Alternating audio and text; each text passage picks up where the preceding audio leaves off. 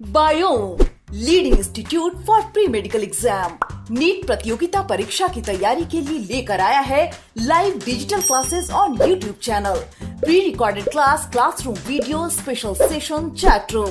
घर बैठे पूछिए सवाल, रिवीजन भी आसान। लॉकडाउन में सुनहरे सपनों को दे नई उड़ान। बायोम नगराटोली और हीलूम Ranchi, admission going on. Biome leading institute for pre medical exam.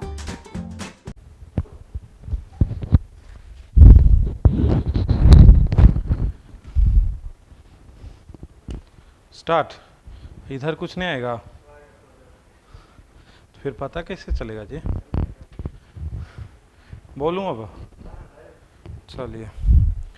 Hello students, spherical mirror का आज लास्ट क्लास होना था अपना। स्फेरिकल मिरर में पैरा एक्सियल रेज और मार्जिनल रेज के बारे में बात चल रही थी और फॉर्मूला ड्राइव कर दिया था मैंने।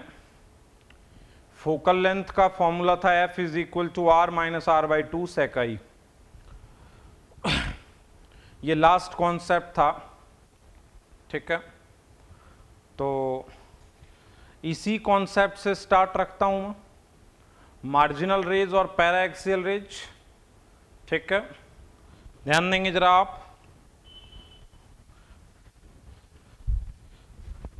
बिना इसके पता नहीं चलेगा जी रे ऑप्टिक्स में बिल्कुल भी।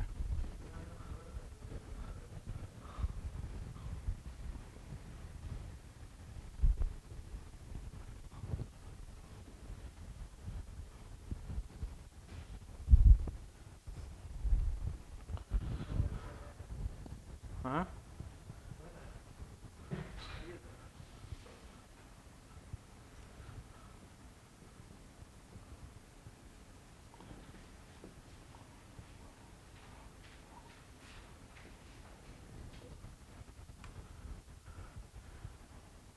पैरा एक्सियल रेज में हमने बात की थी वो रेज जो प्रिंसिपल एक्सिस के क्लोज होती हैं, ठीक है। ये होती हैं पैरा एक्सियल रेज। हमने ये बात कर ली थी कि जो प्रिंसिपल एक्सिस के जो रेज क्लोज आती हैं, क्लोज टू प्रिंसिपल एक्सिस, ये रहे close to principal axis.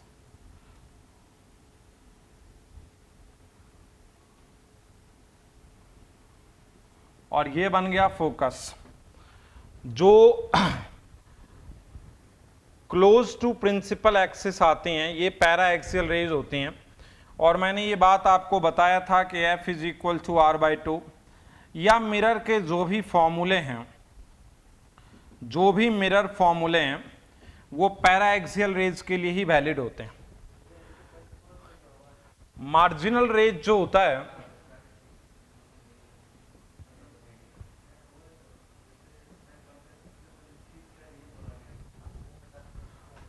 Marginal raise जो होता है वो क्या होता है, बात समझेंगे जरा। ये सिचुएशन है और ऐसी रेज जो थोड़ा दूर आते हैं ये मार्जिनल रेज होता है। और इसके लिए मैंने फोकल लेंथ का फॉर्मूला डराइव किया था आप लोगों के लिए। यहां पे सेंटर ऑफ कर्वेचर था और सेंटर ऑफ कर्वेचर से मिलाने वाली लाइन ये आई बन जाती है। जिस एंगल से गया उस एंगल से आएगा, ये आई है और ये फोकस हो गया था। और P से लेके F तक का हमने फॉर्मूला ड्राइव किया था R minus R by 2 sec i। ये फॉर्मूला कैसे ड्राइव हुआ था ये आप जानते हैं। ये वाला एंगल आई है और ये वाला दोनों पैरेलल है और ये लाइन इसको कट कर रही है, तो ये भी आई है। हम यहां से यहां तक को रेडियस ऑफ कर्वेचर कह सकते हैं, यहां से लेके यहां तक को। अच्छा, ये दोनों जब आई है तो आपको ये भी बात पता चल गई कि यदि ये x है और ये x है तो ये क्या हो जाएगा, x cos i plus x cos i। हमने ये कर दिया था प्रूफ आपके लिए। x cos i plus x cos i ये दोनों बराबर होगा is equal to r। 2x cos i is equal to r और x is equal to R by 2 sec i। तो जब ये वाला यहां से यहां तक R बाई 2 sec i है तो यहां से यहां तक क्या होगा, रेडियस ऑफ कर्वेचर में इस x को घटाएंगे आप और ये हो जाएगा r minus r/2 sec i। ठीक है, यहां तक की बात हमारे बीच में हो गई थी और ये बात होनी थी कि i टेंस टू 0, मतलब कि स्मॉल एंगल यदि हो तो sec i टेंस टू 1 हो जाता है, क्योंकि i के स्मॉल एंगल के लिए cos i टेंस टू 1, तो जब cos i टेंस टू 1 हो जाएगा तो sec i tends to also 1। तो ऐसे में जो pf है, पोल से डिस्टेंस जो है वो r minus r/2 is equal to r/2 हो जाएगी। लेकिन इसके लिए जरूरी है कि जो i की वैल्यू हो वो क्या होनी चाहिए, जो वैल्यू ऑफ i है दैट मस्ट बी स्मॉल, जो वैल्यू ऑफ i है वो छोटी होनी चाहिए। क्लियर है बात? ठीक है, तो यहां तक की बातें हमारे बीच में हो गई थी। इसका देखिए, नहीं तो जवाब नहीं हो पाएगा, कुछ इंटरेक्शन नहीं हो पाएगा ना, कुछ नहीं चल रहा है।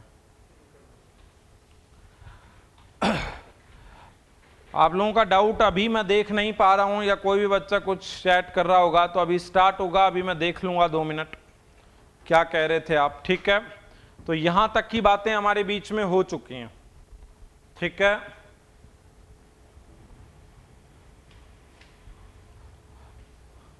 तो इतना आप लोगों ने समझ लिया है। ठीक है, गुड आफ्टरनून ऑल। यहां तक आप लोगों को कोई दिक्कत है? यहां तक आई होप कि आप लोगों को कोई समस्या नहीं है। ठीक है, आगे बढ़ते हैं बेटा।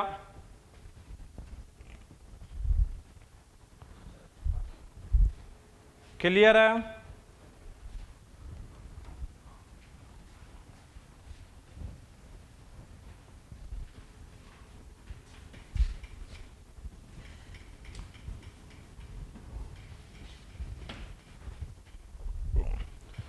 मैं इसे समझने के लिए, मैं इसको समझने के लिए एक एग्जाम्पल की तरफ जा रहा हूं बेटा, गोइंग फॉर एग्जाम्पल। ठीक है, खास करके पैरा एक्सियल रेज, और इसको समझने के लिए मैं एक एग्जाम्पल की तरफ आगे बढ़ रहा हूं। जरा ध्यान देंगे आप उस एग्जाम्पल पर। आज ये कंप्लीट हो जाएगा बेटा, और आज आपको स्फेरिकल मिरर तक के नोट्स मिल जाएंगे और लेक्चर, और आपको वर्कशीट 2 भी मिल जाएगी। ठीक है, वर्कशीट 2 आपको मिल जाएगी और ये मिल जाएगी। इसमें 6 लेक्चर लगना चाहिए था, 2 लेक्चर ज़्यादा लग चुका है। एक दिन थोड़ा लेट हो गया था क्लास, और बीच में एक क्लास थोड़ी सी डिस्टरबेंस भी हुई थी अपनी। ठीक है, ध्यान देंगे जरा। एक एग्जाम्पल कह रहा हूं बेटा, उस एग्जाम्पल को लिख नहीं रहा हूं, लेकिन उसके क्वेश्चन को अपन एक बार समझते हैं। ठीक है, कह रहा है 2 rays are incident on a spherical mirror of radius 5 centimetre. एक 5 सेंटीमीटर के, सर आज स्फेरिकल मिरर का एंड है। यस पूजा, आज स्फेरिकल मिरर कंप्लीट हो जाएगा। ठीक है, ये रेडियस ऑफ कर्वेचर जो है बेटा ये रहा 5 सेंटीमीटर। 2 rays are incident on spherical mirror of radius parallel to its optical axis at a height of 0.5 centimetre, और इसके प्रिंसिपल एक्सिस से एक तो कहता है H1 बराबर 0.5 सेंटीमीटर, H1 बराबर 0.5 सेंटीमीटर, और H2 बराबर 3 सेंटीमीटर, और H2 बराबर 3 सेंटीमीटर। ये रहा H2,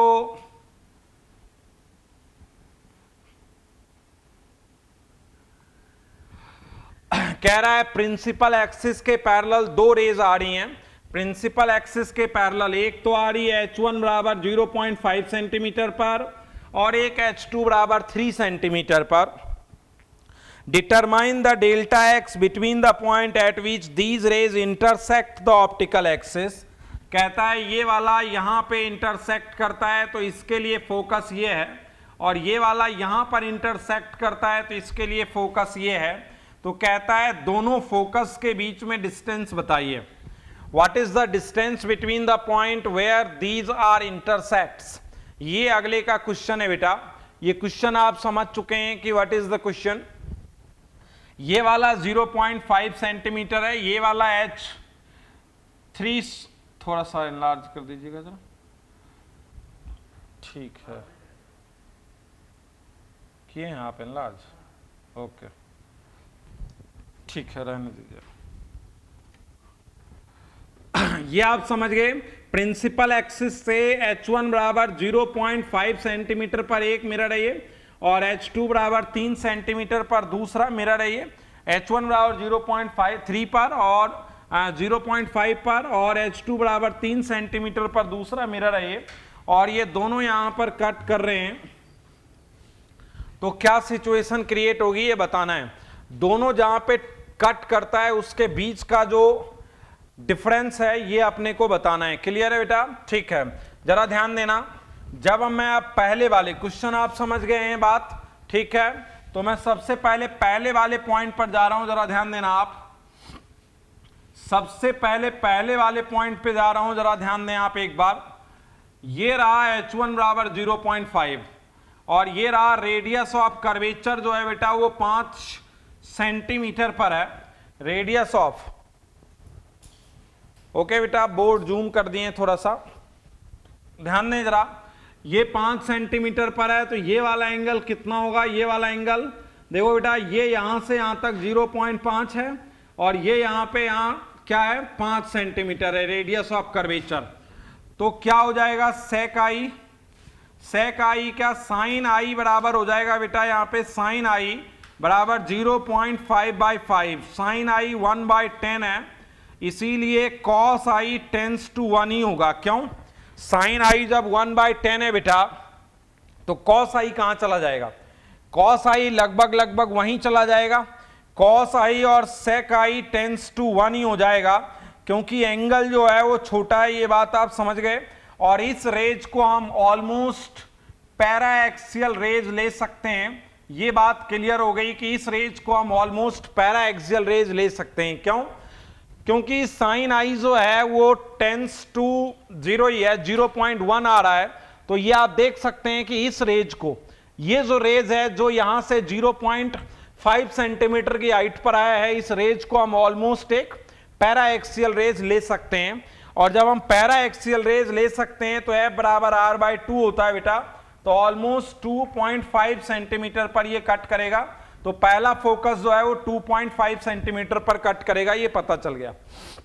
ये पहला फोकस जो यहां से कट करेगा बेटा, ये 2.5 सेंटीमीटर पर कट करेगा, ये पहला हो गया। अब दूसरे की तरफ जाने के लिए हम लोग क्या करते हैं बेटा, इसको मिटा रहा हूं मैं। दूसरे के लिए देखना जरा, दूसरा क्या है। दूसरे को चेक करने के लिए हमने क्या किया, ये देखो दूसरा है, ठीक है। पहला 2.5 पर कट करेगा, ये बात पता चल गई है। और अब देखो ये दूसरा, तो ये रहा बेटा सेंटर ऑफ कर्वेचर, ये रहा angle I. Centre of curvature से मिलाने वाला जो है ये बन जाएगा angle I. Centre of curvature को इससे मिलाने वाला आई बन जाएगा और ये वाला बन जाएगा आई। तो जिस पॉइंट पर टच करेगा, ये सेंटर ऑफ कर्वेचर है, तो ये जिस पॉइंट पर कट करेगा वो होगा फोकस। ठीक है बेटा, एक बार हम क्वेश्चन पढ़ देंगे अपन, ठीक है। क्वेश्चन क्या था वो अभी बता दूंगा, पहले देखें। 3 सेंटीमीटर यहां से यहां तक बेटा हाइट है और ये वाला यहां से यहां तक रेडियस ऑफ कर्वेचर है 5 और ये है 3। तो ये वाला आई है, अच्छा ये वाला आई है, तो ये वाला भी आई है। तो हम लोग एक काम करते हैं बेटा, साइन आई बराबर 3/5, ये हो गया 3 और ये 5, आई बराबर 37 डिग्री और कॉस आई बराबर 4/5। तो सेक आई बराबर 5/4, सेक आई बराबर 5/4। तो एफ बराबर क्या होता है बेटा, R - R/2 सेक आई। तो एफ बराबर हो जाएगा R - R/2 और सेक आई की वैल्यू क्या हो जाएगा 5/4। तो एफ बराबर हो जाएगा R - 5R/8 बराबर 3R/8। R - R/2 इंटू 5/4, तो ये हो जाएगा बेटा R - 5R/8 3R/8 हो जाएगा यहाँ पे। ओके, तो 3R/8 और वहां पे था R/2। यहां पे यदि हम देखेंगे तो ये कितना हो जाएगा बेटा 30 से हो जाएगा ये R माइनस का देश 5/4, तो कितना हो जाएगा 5/8, 3R/8 हो जाएगा बेटा। ये वाला 3R की वैल्यू क्या है 5 सेंटीमीटर/8, F हो जाएगा 15 बेटा 8, ये हो जाएगा 1 और 7, 7 से हो जाएगा ये 9, 9 टाइम्स नहीं जाएगा 6, नहीं 8, और ये हो जाएगा 60, 60 से हो जाएगा ये 67, 1.87 चला जाएगा ये ऑलमोस्ट, ये लग रहा है जैसा, यस 0.56 सेंटीमीटर का डिफरेंस आ जाएगा। दोनों रेज जो कट रही है वो 2.5 में 1.87 जाएगा, तो ये ऑलमोस्ट 3 और ये ऑलमोस्ट 6, 0.6 सेंटीमीटर का दोनों के बीच में डिफरेंस आ जाएगा। अब इसको अपन मार्जिनल रेज कहेंगे क्योंकि यहां एंगल आई ऑलमोस्ट 37 हो गया है बेटा, तो ये वाला मार्जिनल रेज कहलाएगा क्योंकि यहां आई टेंस टू 37 और यहां पे आई बहुत छोटा है। वैसे भी समझिए कि ये 1/10 पर था, ये 1/10 पर था, तो ये एक मिरर का डिफेक्ट भी है बेटा, ये मिरर का एक डिफेक्ट भी, इसको एक मिरर का डिफेक्ट कहते हैं। इसके लिए छोटे मिरर काम में लिए जा सकते हैं, इस डिफेक्ट को आसानी से दूर किया जा सकता है।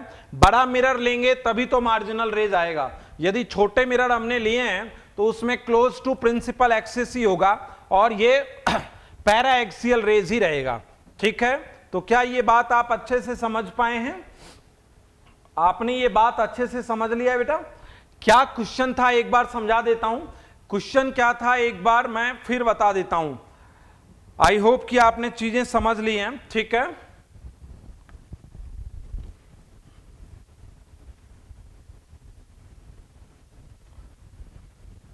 क्वेश्चन ये था बेटा, मैं सिर्फ क्वेश्चन बता रहा हूं एक बार आपको। क्वेश्चन ये था कि एक रेडियस ऑफ कर्वेचर था 5 centimetre, radius of curvature 5 centimetre है। ठीक है, ओके। ये रहा रेडियस ऑफ कर्वेचर 5 सेंटीमीटर। बस एक बार बता देता हूं हल्का सा, और दो रेज आ रही हैं बेटा, एक तो आ रही है 3 सेंटीमीटर प्रिंसिपल एक्सिस से, और एक रेज जो आ रही हैं वो आ रही है 0.5 सेंटीमीटर प्रिंसिपल एक्सिस से। कहता है ये वाला यहां कटता है और ये वाला यहां कटता है, तो दोनों जहां कटता है उसके बीच का डिफरेंस क्या होगा? 0.5 वाला बेटा पैरा एक्सियल रेज की तरह काम करने लग जाता है और ये वाला बेटे मार्जिनल रेज की तरह काम करने लग जाता है। ये क्वेश्चन हमने समझ गया। और जहां पैरा एक्सियल रेज है वो F बराबर r/2 पर कटेगा क्योंकि प्रिंसिपल एक्सिस के पैरेलल चलने वाली फोकस से होकर गुजरती है, और जो मार्जिनल रेज है वो F बराबर r-r/2 sec i पर कटेगा। और आई निकालने के लिए सेंटर ऑफ कर्वेचर को मिला दो बेटे, तो ये वाला 3, ये वाला 5, तो ये वाला एंगल जो हो जाएगा बेटे वो क्या हो जाएगा? 37 डिग्री हो जाएगा। ठीक है, तो हमने चीजों को अच्छे से समझ लिया है, आगे बढ़ जाते हैं। ओके बेटा,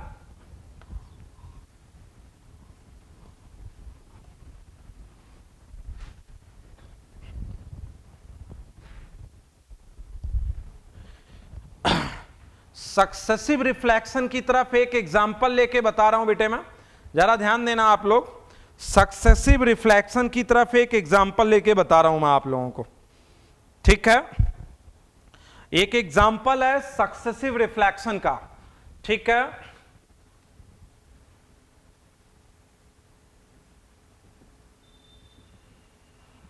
सक्सेसिव रिफ्लेक्शन का एक एग्जांपल बता रहा हूं मैं, मतलब एक के बाद दूसरा रिफ्लेक्शन हो, तो सक्सेसिव रिफ्लेक्शन का एक एग्जांपल मैं आप लोगों को बता रहा हूं।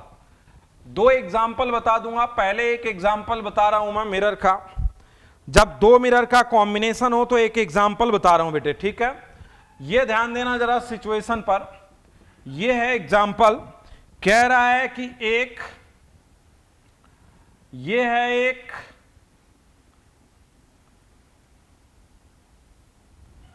ये है F बराबर 10 centimetre, 3 successive reflection, find the position of image. और ये हो गया, ये दूसरा मिरर है, ये दूसरा मिरर है। ये एक एग्जांपल करवा रहे हैं आप लोगों को। यह बराबर 20 सेंटीमीटर है बेटा,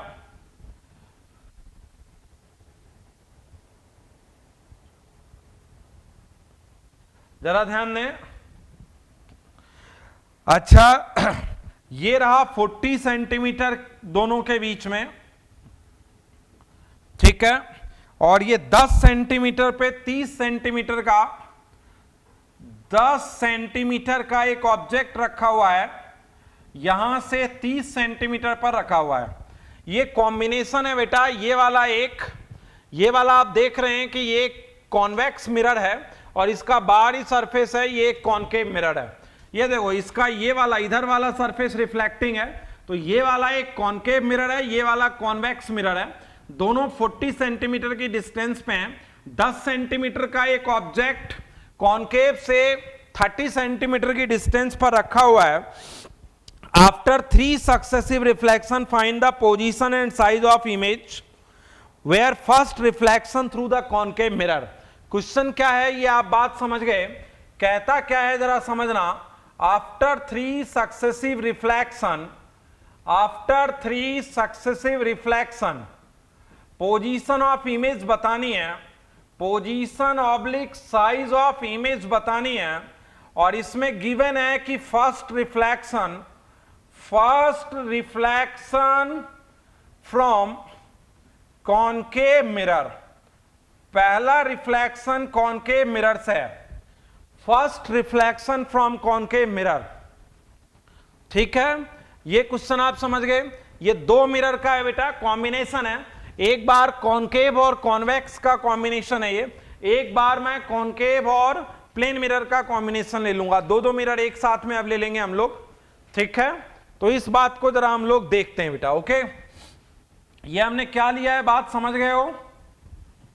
अब जरा सिचुएशन देखना, पहला रिफ्लेक्शन देखो, कह रहा है 3 रिफ्लेक्शन दिखाना है बेटा, 3 रिफ्लेक्शन के बाद पोजीशन ऑफ इमेज, क्योंकि दोनों तरफ बाउंडेड है, ये इधर टकराएगा रे इधर टकराएगा, 3 रिफ्लेक्शन के बाद, और बताना है कि पहला रिफ्लेक्शन जो है वो कॉनकेव मिरर से हुआ होगा, फर्स्ट रिफ्लेक्शन जो है वो किससे हुआ होगा, कॉनकेव मिरर से हुआ होगा, ओके। अब मैं इस क्वेश्चन के आंसर की तरफ जाता हूं बेटा, इस क्वेश्चन के आंसर की तरफ चल रहे हैं हम लोग। अब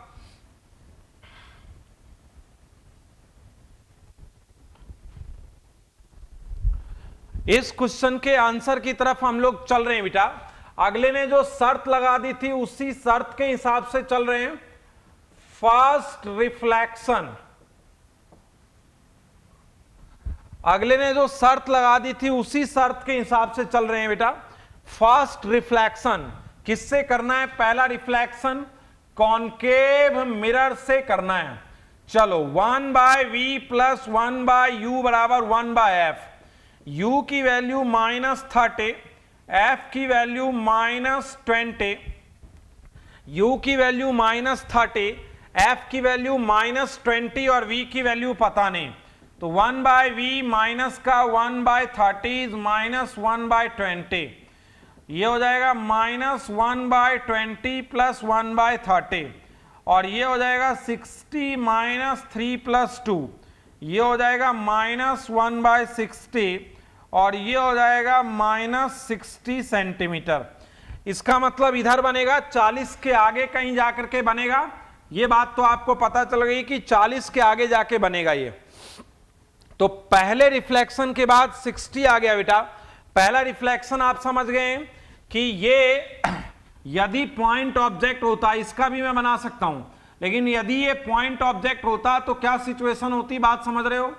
ये रहा फोकस, ये रहा सेंटर ऑफ कर्वेचर, ये रहा फोकस, ये रहा सेंटर ऑफ कर्वेचर, ऑब्जेक्ट जाता, ऑब्जेक्ट से एक रेज जाता, ऑब्जेक्ट से एक रेज जाता और जा करके कटने को होता, कहां पे, कटने को होता बेटा यहां पे, और ये वाली जो डिस्टेंस होती वो होती 20 सेंटीमीटर। क्यों, क्योंकि यहां से यहां तक 40 और था -60, तो यहां से यहां तक जाकर के कटने को होता कितने पर, और ये वाला बनता बेटा क्या, नॉर्मल। तो नॉर्मल नहीं दिखाता हूं, चलो नॉर्मल कहां आएगा इसका, सेंटर ऑफ कर्वेचर 40 पे आएगा, तो जितने एंगल पर था उतने एंगल पर, और ये भी इसका सेंटर ऑफ कर्वेचर है, ये गौर करो, ये वाला 10 है और ये 20 इसका, 10 यहां पे रहा होगा फोकस, ये इसका सेंटर ऑफ कर्वेचर है C2, और ये पहले का सेंटर ऑफ कर्वेचर है C1। तो अब ये जब सेंटर ऑफ कर्वेचर पर आने को तैयार है तो ये लौट जाएगा, ये बात तय हो गई, ये लौट जाएगा यहां से, ये बात तय हो गई। ठीक है, क्यों लौट जाएगा? क्योंकि जो सेंटर ऑफ कर्वेचर पे आएगा उसका लौटना तय है। अच्छा चलो, पहला रिफ्लेक्शन हो गया, अब दूसरे रिफ्लेक्शन की तरफ आओ, सेकंड रिफ्लेक्शन। पहले रिफ्लेक्शन की बातें अब मैं मिटा देता हूं बेटा, सेकंड रिफ्लेक्शन के लिए मैं स्टार्ट करता हूं। 3 रिफ्लेक्शन करना है इसका। अब मैं सेकंड रिफ्लेक्शन कर रहा हूं बेटे, मैं कह रहा हूं सेकंड रिफ्लेक्शन कॉन्वेक्स मिरर से करना है, कॉन्वेक्स मिरर से। तो 1/v plus 1/u is 1/f, 1/v plus 1/u is 1/f, 1/v। तो क्या हो जाएगा बोलो? v बराबर क्या हो जाएगा यहां से? देखो पता नहीं, u बराबर क्या हो जाएगा बोलो? u बराबर, ऑब्जेक्ट इधर जाने के लिए तैयार था इधर, तो ऑब्जेक्ट चला गया प्लस का 20, फोकस चला गया प्लस का 10, फोकस भी इधर है बेटा, और ऑब्जेक्ट जो है वो प्लस का 20, इधर रहता तो माइनस का, इधर है तो प्लस का, तो ऑब्जेक्ट प्लस का 20, ऑब्जेक्ट कितना हो जाएगा? प्लस का 20 और फोकस 10, तो 1/v प्लस 1/20 बराबर 1/10, 1/v 1/10 माइनस 1/20, और ये हो जाएगा 1/20, तो v हो जाएगा बेटा 20 सेंटीमीटर। इसका मतलब जहां ऑब्जेक्ट है वहीं इमेज बनेगा। क्यों? क्योंकि जो भी आएगा वो पीछे वापस जाएगा, इसलिए इमेज यहीं बनेगा, यहीं, इसकी इमेज यहीं बन जाएगी बेटा सेम। पहले इसका इमेज यहां बना और इसका इमेज यहीं बन गया। दूसरी बात, तो सेकंड रिफ्लेक्शन में, अच्छा ये बात आप समझे क्या कि प्लस का 20 क्यों लिया है, ये बात आप समझो। क्योंकि देखो, यदि इस तरह के मिरर में, इस तरह के मिरर में यदि ऑब्जेक्ट इधर है तो नेगेटिव है, और ऑब्जेक्ट यदि इधर आ रहा है तो ऑब्जेक्ट जो है वो कैसा है? वर्चुअल ऑब्जेक्ट है और पॉजिटिव है, इसीलिए ये वाला इसके लिए वर्चुअल ऑब्जेक्ट है और पॉजिटिव है। तो ये बात आप समझ गए क्या? दूसरा रिफ्लेक्शन कॉन्वेक्स से होना है, कॉन्वेक्स से होना है तो ये डिस्टेंस क्या है? 20, तो प्लस का 20, फोकस क्या है? प्लस का 10, और इमेज भी यहीं बन जाएगी। क्यों?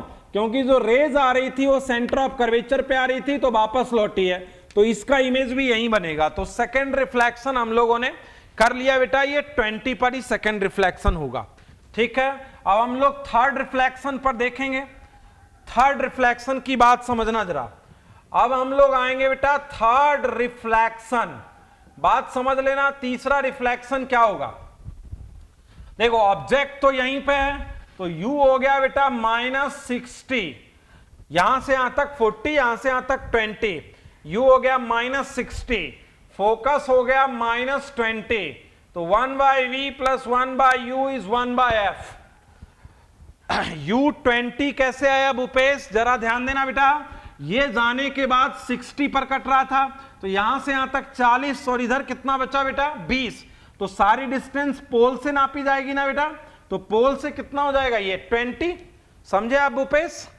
ठीक है, आगे समझना आप। 1/v प्लस 1/u, 1/u हो गया माइनस का 60, और ये हो गया -1/20, तो 1/v बराबर -1/20 प्लस 1/60, ये हो गया 60 माइनस 3 प्लस 1, 1/v बराबर -2/60 और v बराबर -30। ये वाला इमेज यहीं बन गया बेटा। कैसे?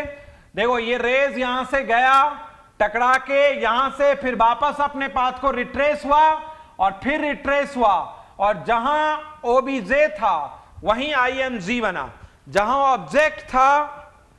हां, नोट्स में लक्ष्य ये क्वेश्चन दिया हुआ है, यस, ये क्वेश्चन लक्ष्य नोट्स में डाला हुआ है, यस, ठीक है। तो पोजीशन फिर वहीं आ जाएगा बेटा -30। तो कुछ नहीं था बेटे, 3 बार केवल हमने रिफ्लेक्शन को काम में लिया है, 3 टाइम्स हमने रिफ्लेक्शन काम में लिया है। यहां से गया यहां आया, तो पहली बार रिफ्लेक्शन किया था तो 60 पर आएगा, तो यहां से यहां तक 40, यहां से यहां तक 20। दूसरी बार इससे होगा तो 20 पर, तो 20 पर ही आ गया था, और तीसरी बार जब हमने देखा तो यहीं आ गया।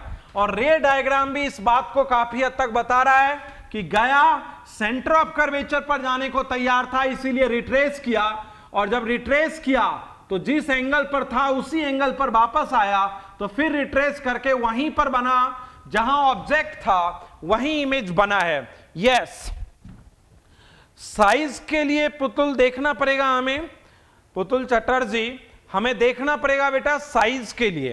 तो साइज के लिए हम लोग देखते हैं थोड़ा सा, ये आप समझ गए, कुछ भी नहीं करना होता बेटे। पहला रिफ्लेक्शन पहली बार फॉर्मूला लगाइए, दूसरा रिफ्लेक्शन दूसरी बार फॉर्मूला लगाइए, तीसरा रिफ्लेक्शन तीसरी बार फॉर्मूला लगाइए, ठीक है। तो -30 पर इमेज बनेगा। हाँ, साइज के बारे में हमें थोड़ा देखना होगा। ओके, साइज के लिए हमें थोड़ा देखना होगा बेटा कि what is the size. Size के लिए हमें थोड़ा सा देखना पड़ सकता है, वो बात आप जरा समझ लेना। जैसे M1, M2 और M3 के लिए हम बात करेंगे, ठीक है।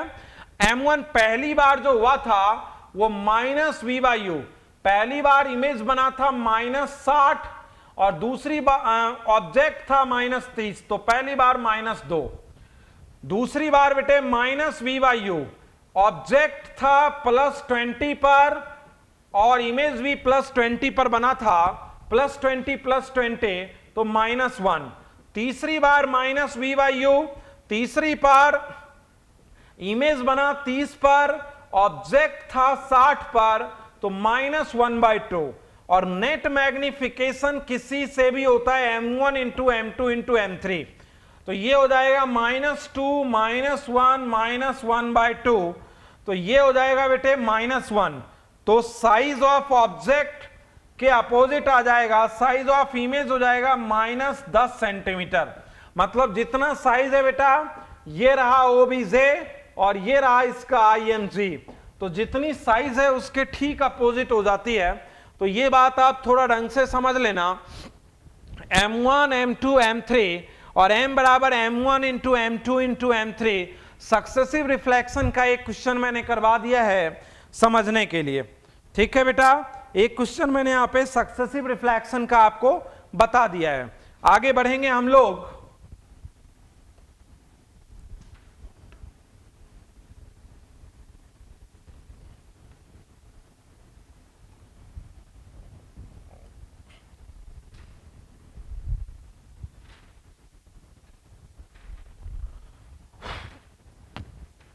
कोई दिक्कत? ध्यान देंगे जरा, एक और एग्जांपल मैं तुम लोगों को बता रहा हूं यहां पे, वन मोर एग्जांपल हियर। एक और एग्जांपल मैं आप लोगों को बता रहा हूं, ये वाला। आज के जो भी क्वेश्चन है वो आपके लेक्चर नोट्स में डाले हुए हैं, मैंने लेक्चर नोट से ही लिया हुआ है फाइनल सारे। अच्छा ध्यान दो बेटा, एक क्वेश्चन पर आप लोग कह रहा है object is placed at distance of 50 centimetre.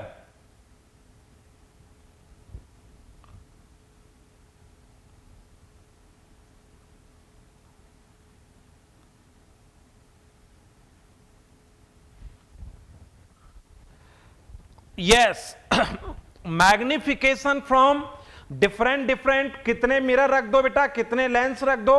Magnification जब मल्टीपल होता है बेटा तो M1 × M2 × M3 हो जाता है, ठीक है बेटा।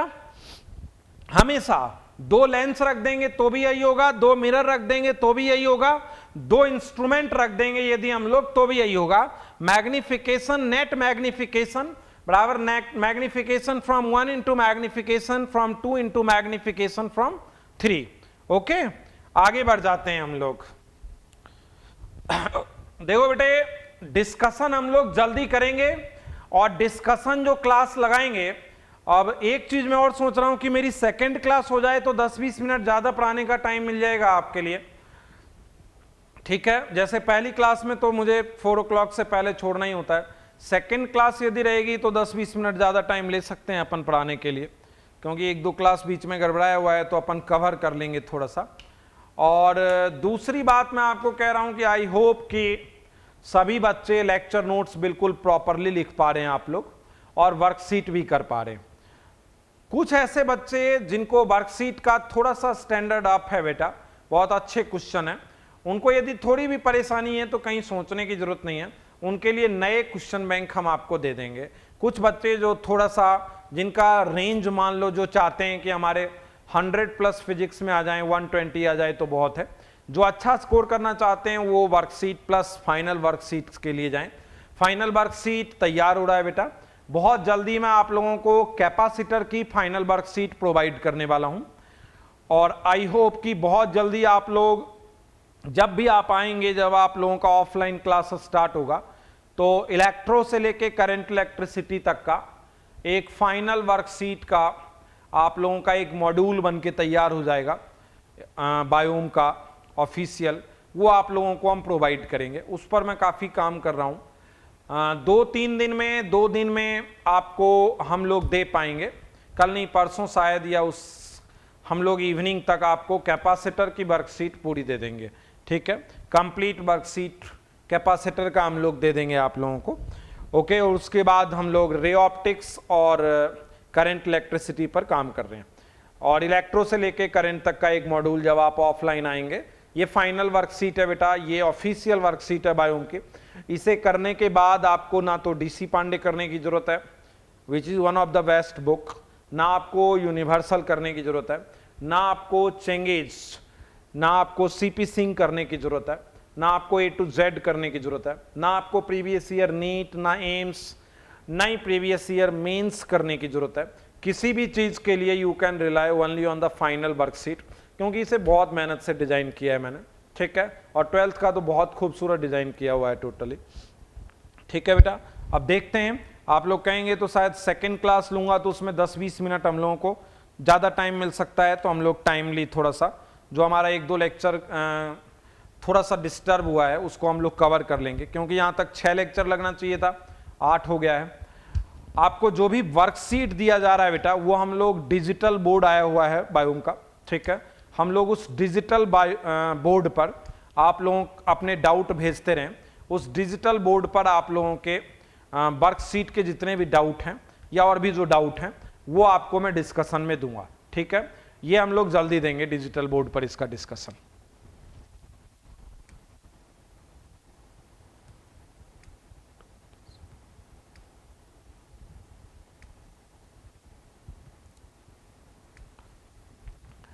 विवेक, कोई दिक्कत नहीं, इलेक्ट्रोस्टेट कैपेसिटर यदि आपको समझ में नहीं आया बेटे तो कोई बात नहीं, बहुत बच्चों का मेरे पास फोन आया है। ठीक है, अभी तो आप पढ़ ही रहे हैं बेटा, आपके जो भी डाउट होंगे, जो भी दिक्कतें होंगी वो आप मेरे से डिस्कस कर सकते हैं, ऑफलाइन में आप पढ़ भी सकते हैं। ठीक है, ओके, अब ध्यान देंगे, बहुत जल्दी आप लोगों को कैपेसिटर का वर्कशीट मिलने वाला है, just wait for the 2 days. ठीक है, और डिजिटल बोर्ड पर रोटेशन का वर्कशीट हम लोग डिजिटल बोर्ड पर डिस्कशन करेंगे। ये बातें मैंने बता दी। 10-20 मिनट ज़्यादा चाहिए होगा तो मैं सेकेंड क्लास लगवा लूँगा, ये भी बात मैंने आप लोगों से बता दी, ताकि हम लोग टाइमली रे ऑप्टिक्स को पूरा कर सकें। और मैंने ये भी आप लोगों को बताया कि आई होप कि सभी बच्चे ऑप्टिक्स का प्रॉपर नोट्स बना रहे होंगे और आई होप कि आप सभी ऑप्टिक्स को समझ पा रहे होंगे, क्योंकि बहुत इंपॉर्टेंट चैप्टर है। ठीक है,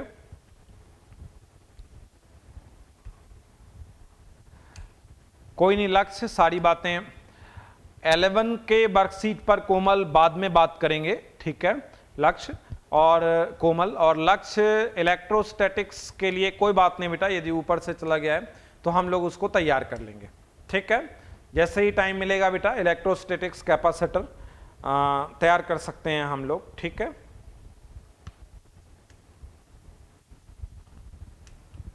बिल्कुल असीम, कुछ बातें जरूर हो जाएंगे, हो जाएगा बेटे। ठीक है, ऑफलाइन आएंगे तो आप लोग बात कर सकते हैं। हिन्नू में तो वैसे ही क्या है कि जो हिन्नू स्टूडेंट्स हैं वहाँ ऑफलाइन 12th स्टार्ट करूँगा मैं। ठीक है, और यहाँ वाले बच्चों के लिए भी देख लिया जाएगा, बात कर ली जाएगी। ठीक है, ओके।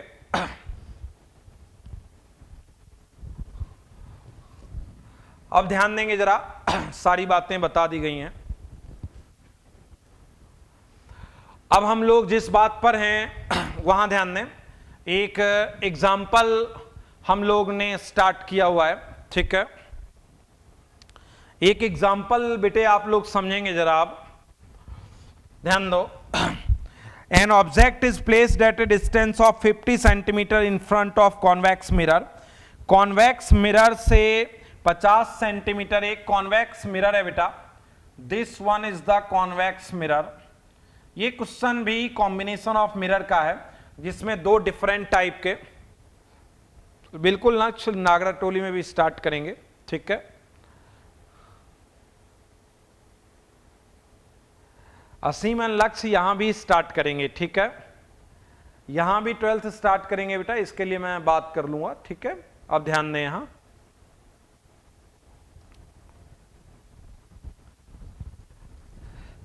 ध्यान दें जरा अब एक बार। An object is placed at a distance of 50 centimeter in front of a convex mirror. कह रहा है, अब एक बार समझने पर ध्यान दें बेटा आप जरा। An object is placed at a distance of 50 centimeter in front of convex mirror. ये convex mirror से 50 सेंटीमीटर के डिस्टेंस पर एक ऑब्जेक्ट है। A plane mirror is introduced covering the lower half part of the convex mirror. It is the distance between the object and the plane mirror is 30 centimetre. देखो बेटा, जो object है वो 50 centimetre की distance पर, इसके पोल से 50 सेंटीमीटर की डिस्टेंस पर एक, मुपेश बहुत जल्दी हम लोग ऑफलाइन स्टार्ट कर पाएंगे, अभी तो एक आध मंथ थोड़ा वेट करना पड़ेगा, ठीक है। An object is placed at a distance of 50 centimeter in front of convex mirror. A plane mirror is introduced covering the lower half part and 30 centimetre की डिस्टेंस पर, ऑब्जेक्ट से 30 सेंटीमीटर की distance पर नीचे के लोअर हाफ को cover करता हुआ एक प्लेन मिरर बनाया गया है बेटा, एक प्लेन मिरर रखा गया है। कहता है there is no parallax between the image, या image of both coincide with each other, then radius of curvature of mirror is what, radius of curvature is what. ये क्वेश्चन जरा अब एक बार हम लोग समझते हैं, ध्यान दो जरा बेटे एक बार क्वेश्चन की तरफ आप लोग ध्यान दें जरा। ये रहा ऑब्जेक्ट और ये रहा पोल, ये रहा ऑब्जेक्ट और ये रहेगा पोल, ठीक है ना। तो यहां से ऑब्जेक्ट से 50 सेंटीमीटर की डिस्टेंस पर पोल है। कह रहा है कि एक कॉन्वेक्स मिरर है, उसके पोल से 50 सेंटीमीटर पर एक ऑब्जेक्ट रखा हुआ है, ये अगला कह रहा है, ठीक है बेटा। और कहता है कि उसके लोअर हाफ को कवर करता हुआ एक प्लेन मिरर 30 सेंटीमीटर के डिस्टेंस पर रखा हुआ है। कहता है कॉन्वेक्स मिरर के लोअर हाफ को कवर करता हुआ, कॉन्वेक्स मिरर के लोअर हाफ को कवर करता हुआ एक प्लेन मिरर 30 सेंटीमीटर के डिस्टेंस पर रखा हुआ है, एक प्लेन मिरर 30 सेंटीमीटर की डिस्टेंस पर रखा हुआ है, ठीक है बेटा। और कहता है कि प्लेन मिरर और कॉन्वेक्स मिरर से बनने वाला इमेज दोनों कॉन्साइड करता है, दोनों ही इमेज जो है बेटे वो क्या करते हैं, कॉन्साइड करते हैं, तो बताना है, ठीक है। इससे बनने वाला जो इमेज है और इससे बनने वाला जो इमेज है, दोनों ही इमेज कंसाइड करता है बेटा, ठीक है। अब ध्यान देंगे जरा एक बार, देखो प्लेन मिरर जितनी दूरी पर होता है उतनी दूरी पर ही इमेज बनाता है। तो प्लेन मिरर द्वारा बनने वाला इमेज जो है, ठीक है, प्लेन मिरर द्वारा बनने वाला जो इमेज है बेटा वो यहां से 30 सेंटीमीटर की डिस्टेंस पर होगा, जो यहां पर इसका इमेज बनेगा, और यहां पे ये 10 सेंटीमीटर इसके बाद बनेगा, ठीक है। प्लेन मिरर वाला बनने वाला इमेज 30, तो ये वाला 30, तो प्लेन मिरर वाला जो इमेज बनेगा बेटा वो यहां पे बनेगा। अब कहता है कि कॉन्वेक्स वाला इमेज भी यहीं बने तभी तो कॉन्साइड होगा। तो कैसे होगा कॉन्साइड बेटा, जब u की वैल्यू कॉन्वेक्स मिरर के लिए u की वैल्यू क्या है, u की वैल्यू है -50 सेंटीमीटर, v क्या हो जाए प्लस का 10 सेंटीमीटर हो जाए तो इमेज कंसाइड कर जाएगा। ये बात आप समझे क्या, जरा बात समझना। ये रहा बेटे प्लेन मिरर, थोड़ा सा ये रहा बेटा प्लेन मिरर, तो प्लेन मिरर जितनी दूरी पर है ऑब्जेक्ट से उतनी दूरी पर इमेज बनाता है। अब यहां से यहां तक 50 है और यहां से यहां तक 60, तो ये कितना बचा बेटा 10 सेंटीमीटर बचा, दिस वन इज 10 सेंटीमीटर, ठीक है, ओके। अब कहता है कि प्लेन मिरर का इमेज तो बन गया, कॉन्वेक्स मिरर का इमेज भी वही बने, कॉन्वेक्स मिरर का इमेज भी वही बने तो इमेज कॉन्साइड कर जाएगा। अगले का क्वेश्चन ये है, तो u क्या हो गया बेटे -50, v क्या हो गया +10, तो 1/v plus 1/u is equal to 1/f, 1/v हो गया 1/10 माइनस 1/50, और रेडियस ऑफ कर्वेचर इसका नहीं पता है, तो ये वाला हो जाएगा बेटा 50 LCM हो जाएगा, और ये हो जाएगा 5 - 1 1/f, 4/50 बराबर 1/f, और f बराबर हो जाएगा 12.5 सेंटीमीटर, और रेडियस ऑफ कर्वेचर हो जाएगा 25 सेंटीमीटर। इस क्वेश्चन का आंसर आप एक बार जरा समझ लेंगे, ये क्वेश्चन क्या है बेटे। अच्छा, क्वेश्चन क्या था आप एक बार समझ चुके हो ढंग से बेटा। क्वेश्चन ये था बेटे कि एक कॉन्वेक्स मिरर है, उससे 50 सेंटीमीटर की डिस्टेंस पर एक ऑब्जेक्ट रखा हुआ है, और ऑब्जेक्ट से 30 सेंटीमीटर की डिस्टेंस पर कॉन्वेक्स मिरर की लोअर हाफ को कवर करता हुआ, कॉन्वेक्स मिरर की लोअर हाफ को कवर करता हुआ एक मिरर रखा हुआ है। कहता है दोनों से बनने वाला इमेज जो है वो कंसाइड करता है, तो 30 सेंटीमीटर तो 30 सेंटीमीटर, तो ये 50 तो ये 10। अब ये इससे बनने वाला इमेज कंसाइड कब करेगा, जब इसका इमेज भी यही बने, तो इसके लिए u 50 और v +10, तो रेडियस ऑफ कर्वेचर 25 आ गया बेटे। आप लोग शायद इस क्वेश्चन को समझ गए। गुड आयुर, गुड इम्तियाज, गुड आकर्ष, गुड विवेक। हम लोग अगले पॉइंट पर जा रहे हैं बेटा, the last point of this. अब हम लोग लास्ट पॉइंट पर जा रहे हैं बेटा, ठीक है।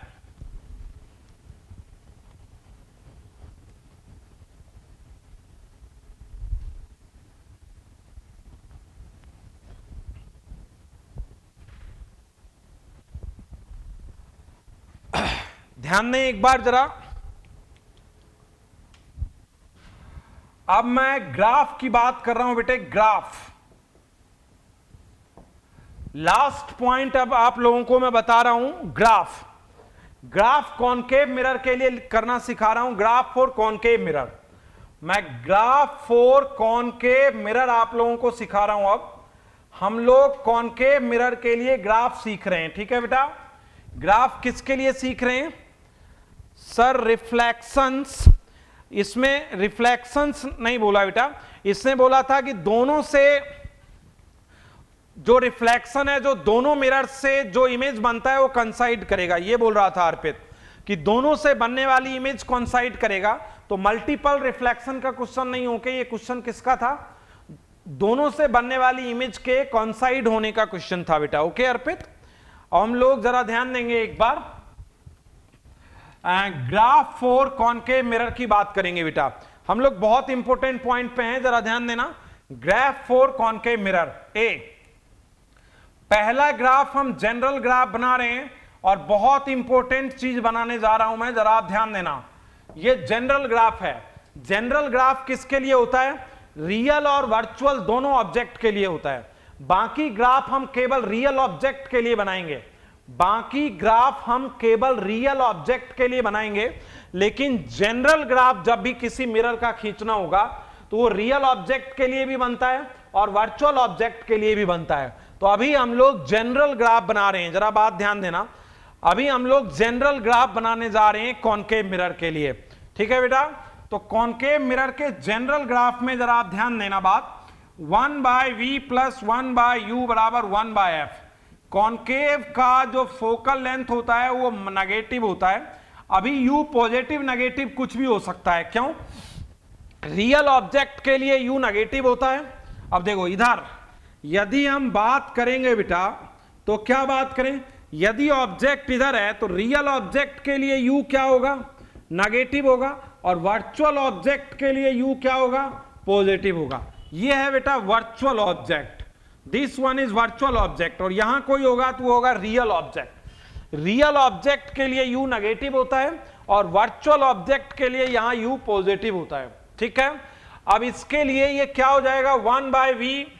अच्छा, 1/v बराबर 1/f माइनस का 1/f माइनस 1/u। अच्छा, अब एक बात पर ध्यान देना जरा, जब when 1/u बराबर minus 1/f, that implies 1/v बराबर 0। एक पॉइंट चूज करो। जब 1/u को -1/f लिखोगे, 1/u को -1/f, सर क्लास में ऑफलाइन मत ही कीजिएगा, सिर्फ exam and doubt session he offline, ठीक है? ओके बेटा, अभी तो देखो बहुत टाइम है बेटा, ठीक है? अभी तो चीजें जैसे जैसे इजी होंगी वैसे वैसे होंगी, अभी तो ऑफलाइन में टाइम है, ध्यान देंगे जरा। जब तक चीजें इजी नहीं हो जाती हैं, गवर्नमेंट का कोई सर्कुलर नहीं होता है, तब तक अपन इस पे ज्यादा बात नहीं कर सकते। ध्यान दोगे जरा आप एक बार, देखो बेटे क्वेश्चन समझने पर जरा एक बार ध्यान देंगे। मैं क्या बता रहा हूं जरा समझना। Graph for concave mirror, graph for concave mirror में मैंने बताया 1/v is equal to -1/u -1/u, ठीक है? जब मैंने कहा 1 की जगह -1/f आएगा तो 1/v 0 हो जाएगा, और जब 1/u की जगह 0 आएगा तो 1/v की जगह -1/f आएगा। हमने 2 पॉइंट चूज कर लिए, एक तो 1/u बराबर -1/f, तो 1/v 0 आएगा, और 1/u बराबर 0 तो 1/v -1/f आएगा। 1/u और 1/v में जो ग्राफ है वो स्ट्रेट लाइन होगी, ये भी बात दिख रही है। 1/v और 1/u में ग्राफ जो होगी वो स्ट्रेट लाइन होगी, ये बात भी दिख रही है। अब देखो यही चीज मैं थोड़ा सा इधर एक बार ला रहा हूं, थोड़ा सा इधर ला रहा हूं, जरा बात समझना। इधर मैंने बेटे 1/u काम में लिया है, इधर मैंने 1/v काम में लिया है, ठीक है? इधर 1/u काम में लिया है और इधर 1/v काम में लिया है हमने। इधर हो गया 1/v और इधर हो गया 1/u, ठीक है? इधर हो गया 1/u और इधर हो गया 1/v। अब बात समझना, 1/u जब -1/f, 1/u जब -1/f होगा उस समय 1/v 0 होगा, तो ये पॉइंट होगा, और 1/u इस समय 0 होगा उस समय 1/v -1/f होगा, तो ये पॉइंट होगा। जब 1/u माइनस का 1/f होगा, जब 1/u माइनस का 1/f होगा तो 1/v 0 होगा, तो ये पॉइंट होगा। जब 1/u 0 होगा तो 1/v जो है -1 ये होगा, ये पॉइंट होगा। तो ये बनेगा बेटे स्ट्रेट लाइन, ये जनरल ग्राफ बनेगा ऐसा। This one is the general graph. जरा ये बात समझना, 1/u 1/v, तो ये वाला जो ग्राफ बनेगा बेटा ये बनेगा जनरल ग्राफ, ये वाला समझे? एक स्ट्रेट लाइन होगा और 2 पॉइंट हमने चूज कर लिया है, ये 2 पॉइंट हमने चूज किया, ये बात आपको समझ में आ गई है? देखो जब 1/u -1/f होगा तो 1/v जो है वो 0 हो जाएगा, क्योंकि माइनस माइनस का, और जब 1/u 0 होगा, जब 1/u 0 होगा तो 1/v क्या होगा? -1/f होगा। इसका मतलब 1/u जब होगा -1/f, 1/u जब होगा -1/f तो 1/v होगा 0, ठीक है? और 1/u जब होगा 0, 1/u जब 0 होगा तो 1/v जो है वो क्या होगा? -1/f। एक बार रिपीट कर रहे हैं बेटे यार, हम ध्यान देना जरा। ये इस तरीके का ग्राफ बनेगा, ठीक है?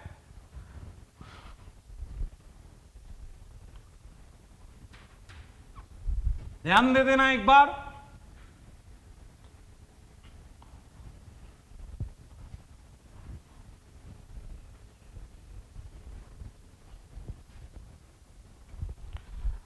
ध्यान देना,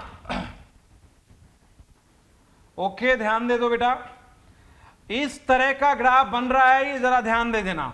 मैं 1/u और 1/v में ग्राफ बना रहा हूं। 1/u जब -1/f है तो 1/v 0, और 1/u जब 0 है तो 1/v -1/f। तो दोनों को मिलाने वाली जो लाइन होगी बेटा, तो ये इस तरीके का ग्राफ बनेगा। अच्छा, ये ग्राफ क्या रिजल्ट देता है ये बात भी जरा समझना एक बार, और ये ग्राफ आया कैसे ये भी समझ लेना। देखो बेटा ये ग्राफ आया कैसे वो तो मैं यहां समझा रहा हूं। 1/v + 1/u बराबर 1/f। फोकल लेंथ नेगेटिव होती है, ठीक है, कॉनकेव की, तो 1/v बराबर 1/-1/u -1/f, ठीक है बेटा। u जो है वो नेगेटिव पॉजिटिव दोनों हो सकता है, क्योंकि जनरल ग्राफ में u पॉजिटिव और नेगेटिव दोनों हो सकता है। तो जब 1/u होगा माइनस का 1/f, और y बराबर mx प्लस c से जब हम करेंगे y एक्सिस पे 1/v और x एक्सिस पे 1/u, तो स्लोप होगा इसका -1, स्लोप होगा -1 और इंटरसेप्ट होगा -1/f। ये भी दिख रहा है, जब 1/v और 1/u में ग्राफ खींचोगे तो स्लोप होगा -1 और इंटरसेप्ट होगा, तो एक स्ट्रेट लाइन होगी जिसका स्लोप नेगेटिव होगा, एक स्ट्रेट लाइन होगी जिसका इंटरसेप्ट नेगेटिव होगा, और जो स्लोप है वो -1 होगा। ये बात हम लोगों को यहां पर दिख रही है। ठीक है बेटा, ये बात आप यहां से समझ गए पूरी, ये वाली बात आपको समझनी थी। ठीक है, अब इसको मैं थोड़ा सा और एक्सप्लेनेशन की तरफ ले जा रहा हूं, मैं और एक्सप्लेनेशन की तरफ ले जा रहा हूं कि इसका रिजल्ट क्या है। ये जनरल ग्राफ क्या रिजल्ट देता है, हम लोग इसकी बात कर रहे हैं। ठीक है, जनरल ग्राफ में क्या आता है उसकी बात हम लोग एक बार कर रहे हैं बेटा।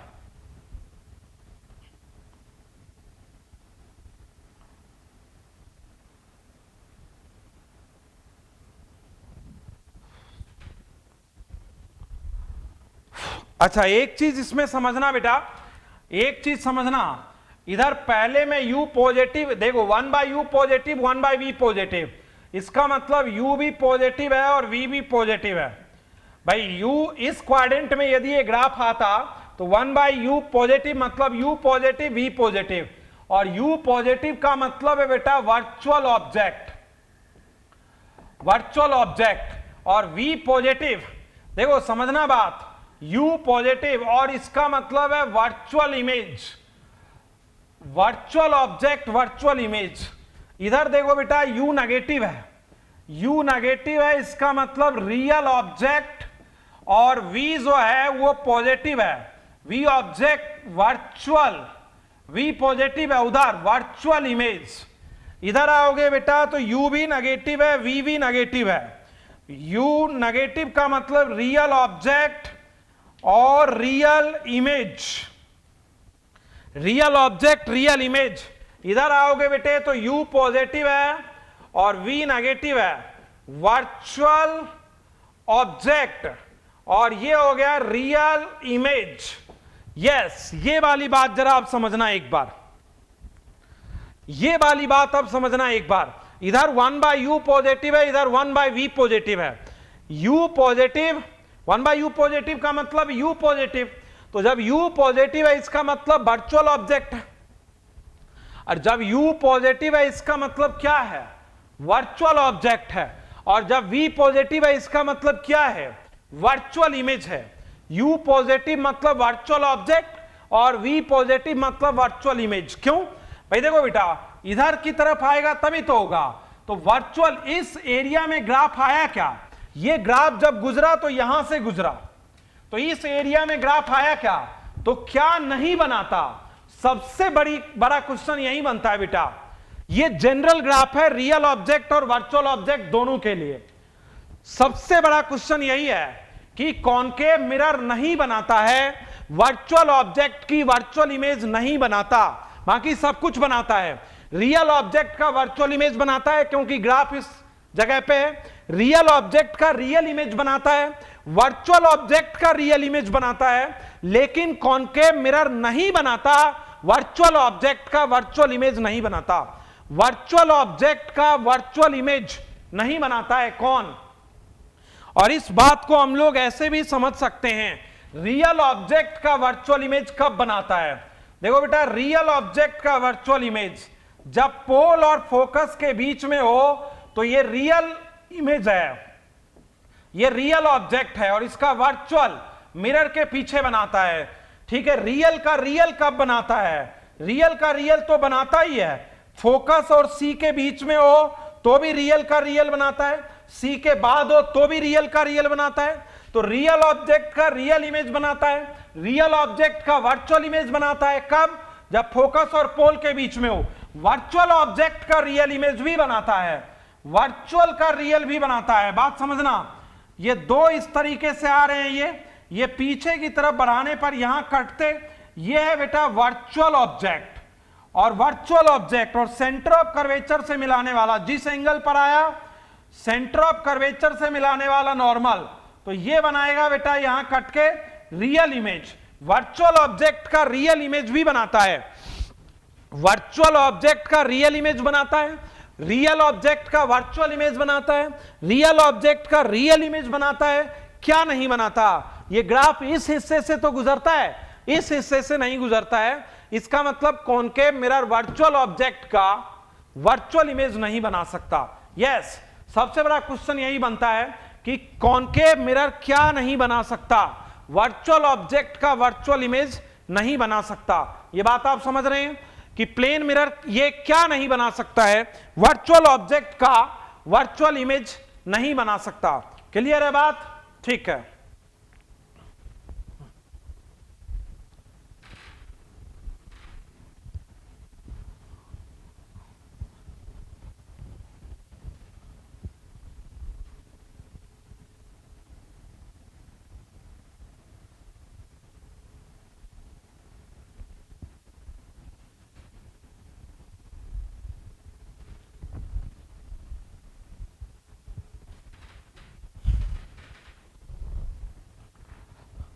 ठीक है बेटा, थैंक यू विशिष्टा, थैंक यू। इधर ध्यान दें, हम लोग कहां चल रहे हैं? ये उम्मीद पूरी है कि सभी बच्चे प्रॉपर नोट्स बना रहे होंगे और सभी बच्चे प्रॉपर कर रहे होंगे वर्कशीट को भी। ठीक है, आज वर्कशीट मिल जाएगा आपको और हम लोगों ने स्फेरिकल मिरर पूरा पढ़ा दिया है आप लोगों को। देखो बेटे, एक ग्राफ फॉर कॉनकेव मिरर में, ग्राफ फॉर कॉनकेव मिरर में हम लोग एक ग्राफ बना रहे हैं u और v का। ग्राफ फॉर कॉनकेव मिरर में हम लोग एक ग्राफ बना रहे हैं u और v का, u और v का graph, graph between u and v। लेकिन अब जो ग्राफ है, अब है ये graph between u and v, graph for concave mirror, graph between u and v बना रहे हैं बेटा। लेकिन अब जो है वो केवल रियल ऑब्जेक्ट के लिए, जनरल ग्राफ रियल ऑब्जेक्ट और वर्चुअल ऑब्जेक्ट दोनों के लिए बनता है। बाकी कोई भी ग्राफ सिर्फ रियल ऑब्जेक्ट के लिए बनते हैं। बाकी कोई भी ग्राफ जो है बेटा वो सिर्फ रियल ऑब्जेक्ट के लिए ही बनते हैं। ओके, तो ध्यान देना जरा बात पर। तो ये ग्राफ जो है बेटा वो सिर्फ रियल ऑब्जेक्ट के लिए ये ग्राफ है। और u और v के लिए जब हम ग्राफ खींचने के लिए जा रहे हैं तो दिस वन, देखो बेटा दिस वन हमने ये लिया है, जरा अब बात समझ लेना। अब सिर्फ रियल ऑब्जेक्ट के लिए ये ग्राफ है, ठीक है। ये रहा फोकस, ये रहा सेंटर ऑफ कर्वेचर। जब u बराबर माइनस इनफाइनाइट तो v बराबर f। ऑब्जेक्ट जब इनफाइनाइट पे होता है तो इमेज फोकस पे बनती है। ये हो गया पहला बात। देखो हमने लिया, लेकिन ये ग्राफ सिर्फ और सिर्फ रियल ऑब्जेक्ट के लिए। तो रियल ऑब्जेक्ट में u हमेशा नेगेटिव होगा, पहली बात।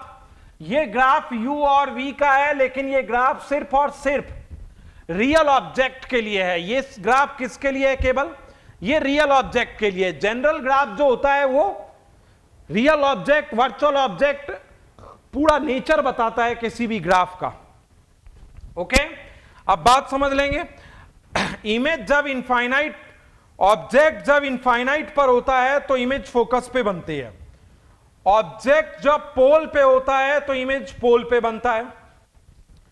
ऑब्जेक्ट जब इधर से पोल की तरफ आता है, u बराबर माइनस एफ, तो v tense two plus infinite, इधर इनफाइनाइट पे बनता है। जरा ध्यान देना, एक बार उधर बना देता हूं मैं यही सब बातें, ये बात आप समझ लेना एक बार।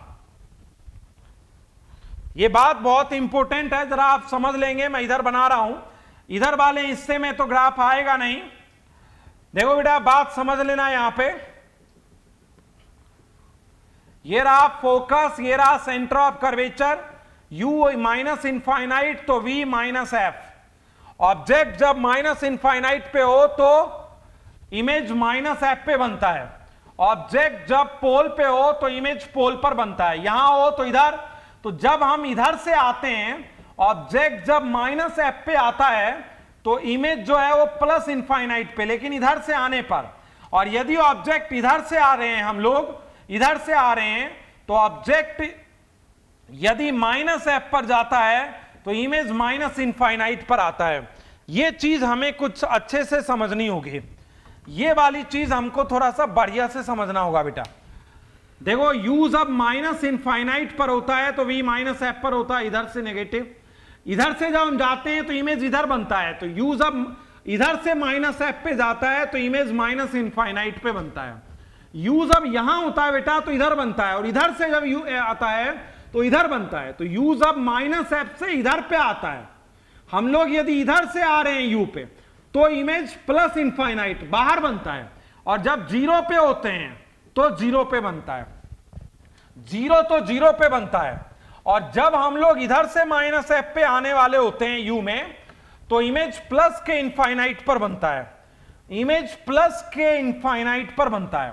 बात समझना, जब हम लोग इधर से फोकस पर आने वाले होते हैं तो जब बीच में होते हैं तो इधर बनता है, और नजदीक तो और दूर। जब इधर से फोकस पे आने वाले होते हैं तो उधर इनफाइनाइट पे बनता है। और जब इधर से फोकस पे जाने वाले होते हैं u जब माइनस इनफाइनाइट, तो v माइनस एफ, v की वैल्यू माइनस एफ यहां पे है, v की वैल्यू माइनस एफ यहां पे है, ये dot dot dot dot dot dot है, ठीक है। अच्छा, u की वैल्यू, u जब माइनस इनफाइनाइट तो यहां, और जब इधर से फोकस पे जाते हैं तो माइनस इनफाइनाइट पे बनता है। तो ये ऐसा ग्राफ बनेगा बेटा, ये वाला टुकड़ा यहां पे बनेगा और ये वाला टुकड़ा यहां पे बनेगा। ये वाला ग्राफ है बेटा v और u का ग्राफ, ये वाला है। ये वाला अब एक बार मैं हल्का सा समझा देता हूं कि ये वाली चीज क्या हुई है। अब ये काफी हो चुका है और हम लोग स्फेरिकल मिरर पूरा ढंग से सीख चुके हैं। अब एक बार जरा बात पर ध्यान दे देना, ठीक है, बात समझ लेना। u जब माइनस इनफाइनाइट तो v बराबर माइनस एफ, u जब माइनस इनफाइनाइट पे होता है तो v बराबर माइनस एफ, ये रहा v बराबर माइनस एफ। u जब इधर से फोकस पर पहुंचता है तो इमेज इधर इनफाइनाइट पर, तो u जब इधर से पहुंचता है फोकस पर तो इमेज जो है इधर माइनस इनफाइनाइट पर बनती है, ये इनफाइनाइट वाली लाइन है। जब जीरो तो जीरो पर बनता है, और जब u इधर से माइनस एफ पर पहुंचता है तो v उधर प्लस इनफाइनाइट पर बनता है। तो ये टुकड़ा तो कौन सा, ये जो टुकड़ा है ना बेटा, ये वर्चुअल इमेज वाला टुकड़ा है, ये वर्चुअल इमेज वाला टुकड़ा है जो बनता है जीरो से लेके माइनस एफ को इधर से लाते हैं तो ये बन रहा है पोल और फोकस के बीच। और ये टुकड़ा जो है बेटे, ये वर्चुअल इमेज वाला टुकड़ा है, ये वर्चुअल इमेज वाला टुकड़ा है। जीरो पोल पे तो पोल पे, पोल से थोड़ा दूर तो इधर, और जब इधर से फोकस पे तो उधर इनफाइनाइट पे। तो ये वर्चुअल इमेज वाला टुकड़ा है। बाकी जब माइनस इनफाइनाइट से लेके फोकस तक कहीं भी होता है, जब तक माइनस इनफाइनाइट से फोकस तक होता है, इधर से जब फोकस पे जाते हैं तो जब सी से इधर बढ़ते हैं तो इधर पीछे बढ़ता है, और इधर से जब फोकस पे बढ़ते हैं तो माइनस इनफाइनाइट पे बनता है।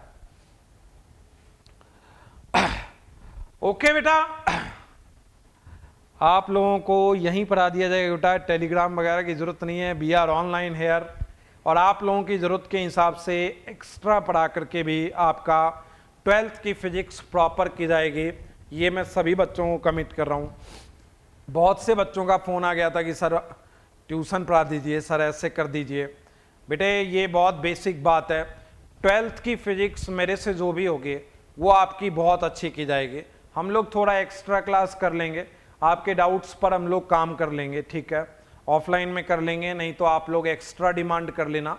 एक्स्ट्रा यदि आप कहेंगे तो एक्स्ट्रा में पढ़ा लेंगे यदि कोई चैप्टर आपको समझ में नहीं आया बेटा। बायोम के प्लेटफॉर्म से हम लोग आपका कंप्लीट 12th अच्छा करना चाह रहे हैं, ये आप अपने दिमाग में रखें बेटा, ठीक है। बायोम का प्लेटफॉर्म आपके लिए सफिशियंट है और वी आर कमिटेड कि आपकी जो 12th की फिजिक्स हो वो अच्छी होनी चाहिए। 12th की फिजिक्स का कोई भी चैप्टर आपका मिस नहीं हो जाए। आपका ये बोर्ड भी है, आपका ये मेडिकल के लिए भी बहुत इंपॉर्टेंट ईयर है, तो this is very important year for you. और हम चाहते हैं कि आपके 12th की फिजिक्स का हर चैप्टर बढ़िया हो, ट्वेल्थ के ज़्यादातर चैप्टरों के फाइनल वर्कशीट मैं ही तैयार कर रहा हूँ, ठीक है। और अपन चाहेंगे कि ज़्यादातर बच्चों की ट्वेल्थ की फिजिक्स बहुत अच्छी हो।